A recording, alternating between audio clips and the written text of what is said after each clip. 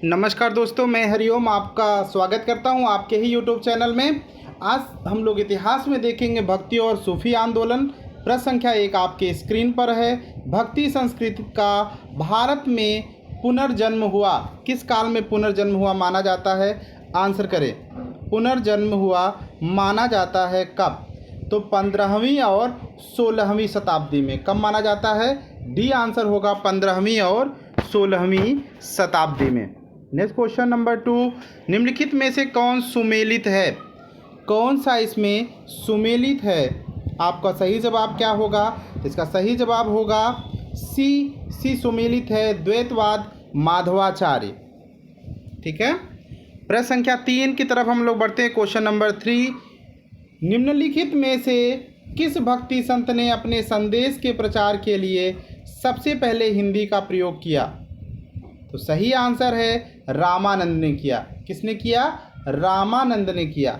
रामानंद बिल्कुल सही होगा आंसर। रामानंद इसके बिल्कुल सही आंसर है। ठीक है। नेक्स्ट क्वेश्चन नंबर 4 आपके स्क्रीन पर।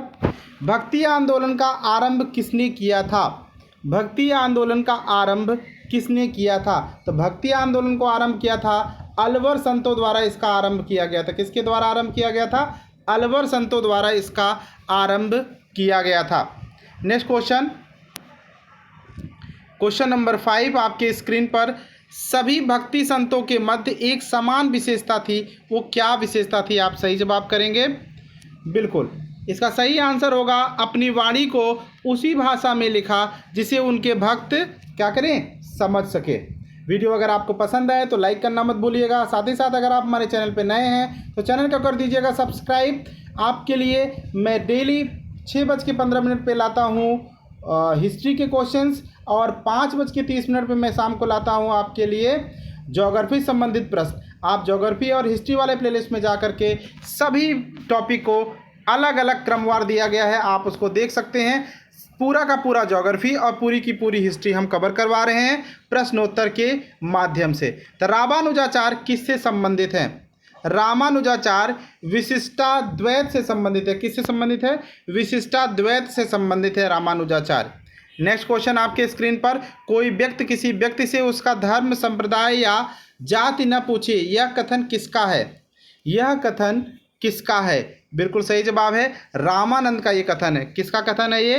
रामानंद का यह कथन है। नेक्स्ट क्वेश्चन, शुद्ध अद्वैतवाद का प्रतिपादन किसने किया था? शुद्ध अद्वैतवाद का प्रतिपादन किसने किया था? तो शुद्ध अद्वैतवाद का प्रतिपादन किया था वल्लभाचार्य ने। किसने किया था? वल्लभाचार्य ने किया था। कबीर किसके शिष्य थे? कबीर किसके शिष्य थे? कबीर रामानंद के शिष्य थे। कबीर किसके शिष्य थे? रामानंद के शिष्य थे। सुप्रसिद्ध भक्तिकालीन संत शंकरदेव का संबंध किससे था? शंकरदेव किस संप्रदाय से संबंधित थे? तो शंकर का जो संप्रदाय था वो था वैष्णव संप्रदाय। किसका? वैष्णव संप्रदाय था। ओके। संत शंकरदेव का संबंध किसने था? वैष्णव संप्रदाय से। 11वां प्रश्न, बुद्ध और मीराबाई के जीवन दर्शन में मुख्य साम्यता क्या था या मुख्य समानता क्या है? आप आंसर करें। तो संसार दुखपूर्ण है, ये दोनों लोगों का जो है अपना दर्शन था। संसार क्या है? दुखपूर्ण है। निम्नलिखित में से कौन इस्लाम से प्रभावित था? इस्लाम से प्रभावित कौन था? तो नामदेव इस्लाम से प्रभावित थे। 12वें प्रश्न का सही आंसर हो जाएगा सी, नामदेव किससे प्रभावित थे? इस्लाम से प्रभावित थे नामदेव। 13वां प्रश्न आपके स्क्रीन पर। काम रूप में वैष्णव धर्म को लोकप्रिय बनाया। काम रूप में वैष्णव धर्म को लोकप्रिय बनाया। चैतन्य, निम्बार्क ने, रामानंद ने या शंकरदेव ने? तो बिल्कुल सही जवाब होगा इसका शंकरदेव। शंकरदेव का संबंध वैष्णव धर्म से ना। तो काम रूप में वैष्णव धर्म को लोकप्रिय किसने बनाया? तो शंकरदेव ने बनाया था। असम और कूच बिहार में वैष्णव धर्म का प्रवर्तन किसने किया? असम और कूच बिहार में? तो बिल्कुल शंकरदेव। सही सोच रहे हो आप लोग, शंकरदेव बिल्कुल सही होगा। 15वां प्रश्न, चैतन्य महाप्रभु किस संप्रदाय से संबंधित थे? चैतन्य महाप्रभु किस संप्रदाय से संबंधित थे? तो चैतन्य महाप्रभु भी शंकर देव की तरह वैष्णव संप्रदाय से क्या थे? संबंधित थे। नेक्स्ट क्वेश्चन, रामानुज के अनुयायियों को क्या कहा जाता है? रामानुज के अनुयायियों को क्या कहा जाता है? तो वैष्णव कहा जाता है। रामानुज के अनुयायियों को वैष्णव कहा जाता है। 17वां प्रश्न आपके स्क्रीन पर, भगवान शिव की प्रतिष्ठा में कितने ज्योतिर्लिंग स्थापित हैं?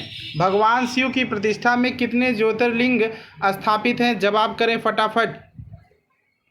बिल्कुल सही जवाब है 12। इसका आंसर होगा क्वेश्चन नंबर 12। अगर आपको इसका पीडीएफ चाहिए तो आप हमारा टेलीग्राम ग्रुप ज्वाइन कर सकते हैं। साथ ही साथ इसका डिस्क्रिप्शन में आपको लिंक मिल जाएगा पीडीएफ का, वहां से भी आप पीडीएफ डाउनलोड कर सकते हैं। नेक्स्ट क्वेश्चन आपके स्क्रीन पर, क्वेश्चन नंबर 18, निम्नलिखित में से कौन भक्ति आंदोलन का प्रस्तावक नहीं था? भक्ति आंदोलन का प्रस्तावक नहीं था। नागार्जुन भक्ति आंदोलन के प्रस्तावक नहीं थे। नागार्जुन भक्ति आंदोलन के प्रस्तावक नहीं थे। रामचरितमानस नामक ग्रंथ के रचयिता कौन थे? रामचरितमानस नामक ग्रंथ के रचयिता कौन है? तुलसीदास जी रामचरितमानस नामक ग्रंथ के रचयिता हैं। 20वां प्रश्न आपके स्क्रीन पर, क्वेश्चन नंबर 20, निम्न में से कौन सी रचना संत तुलसीदास की नहीं है? तो तुलसीदास जी की नहीं है, उसका नाम है साहित्य रत्न। क्या है? साहित्य रत्न तुलसीदास जी की रचना नहीं है। नेक्स्ट क्वेश्चन, क्वेश्चन नंबर 21 आपके स्क्रीन पर, भक्त तुकाराम कौन से मुगल सम्राट के समकालीन थे? भक्त तुकाराम कौन से मुगल सम्राट के समकालीन थे? तो बिल्कुल जहांगीर इसका सही आंसर होगा। जहांगीर के समकालीन थे। निम्नलिखित में से भक्ति संतों का सही तैथिक कालानुक्रम क्या होगा? आप जवाब करें। इनका कालानुक्रम क्या होगा? पहले कौन, उसके बाद कौन, उसके बाद कौन, ये आपको क्रम लगाना है। तो बिल्कुल सही आंसर है ए, कबीर, गुरु नानक, चैतन्य, मीराबाई। कबीर, गुरु नानक, चैतन्य, मीराबाई। 23वां प्रश्न, तुलसीदास किसके समकालीन थे? तुलसीदास जी किसके समकालीन थे? तो बिल्कुल अकबर और जहांगीर के समकालीन तुलसीदास जी थे। अकबर और जहांगीर के समकालीन थे तुलसीदास जी। कबीर एवं धर्मदास के मध्य संवादों के संकलन का शीर्षक क्या है? कबीर और धर्मदास के मध्य संवादों के संकलन का शीर्षक क्या है?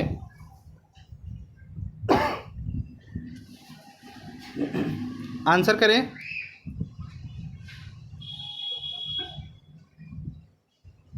बिल्कुल अमरमूल। अमरमूल 24वें प्रश्न का सही आंसर होगा बी, अमरमूल। 25वां प्रश्न आपके स्क्रीन पर सूची दिया गया है। सूचियों का आपको मिलान करना है।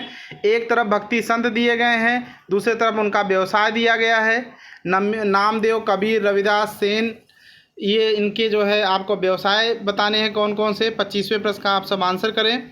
बिल्कुल इसका सही आंसर होगा बी, अर्थात नामदेव जो है दर्जी थे, कबीर जी क्या थे? जुलाहा थे, और रविदास क्या थे? मोची थे, और सेन क्या थे? नाई थे। ये कई बार एग्जाम में आ चुका है, एग्जाम के लिए महत्वपूर्ण है। 26वां प्रश्न, निम्नलिखित भक्ति संतों पर विचार कीजिए। दादू दयाल, गुरु नानक, त्यागराज, इनमें से कौन उस समय उपदेश देता था जब लोधी वंश का पतन हुआ तथा बाबर सत्तारूढ़ हुआ? बहुत दिलचस्प प्रश्न है, बहुत ही बढ़िया है। बिल्कुल गुरु नानक जी थे। B is right answer. B बिल्कुल सही जवाब होगा, केवल 2। 27वां प्रश्न आपके स्क्रीन पर, मध्यकालीन भारत के निम्नलिखित में से किस संत का जन्म प्रयाग में हुआ था? प्रयाग में जन्म किसका हुआ है जिसका नाम अब प्रयागराज हो गया है? आंसर करें। बिल्कुल रामानंद का जन्म हुआ था। B is right answer. Bijak के रचयिता कौन है? बीजक के रचयिता कौन है? बिल्कुल कबीरदास जी। बीजक के रचयिता कौन है? कबीरदास जी हैं। मलूकदास एक संत कवि थे। मलूकदास एक संत कवि थे, कड़ा के थे। ये कौशाम्बी में पड़ता है ना, कड़ा धाम है ना। संत घासीदास के पिता का नाम क्या था? संत घासीदास के पिता का नाम क्या था? तो नाम था महंगू। क्या नाम था? महंगू। संत घासीदास के पिता का नाम था महंगू। 31वां प्रश्न आपके स्क्रीन पर, कौन सा सही कालानुक्रम है? शंकराचार्य, रामान, कौन सा सही कालानुक्रम है ये आपको बताना है। तो चयन करिए इसमें से। बिल्कुल, इसका सही आंसर होगा शंकराचार्य, रामानुज और चैतन्य। मतलब सबसे पहले शंकराचार्य, फिर रामानुज, फिर चैतन्य। मीराबाई किसकी समकालीन थी? मीराबाई किसकी समकालीन थी? आंसर करें आप सब।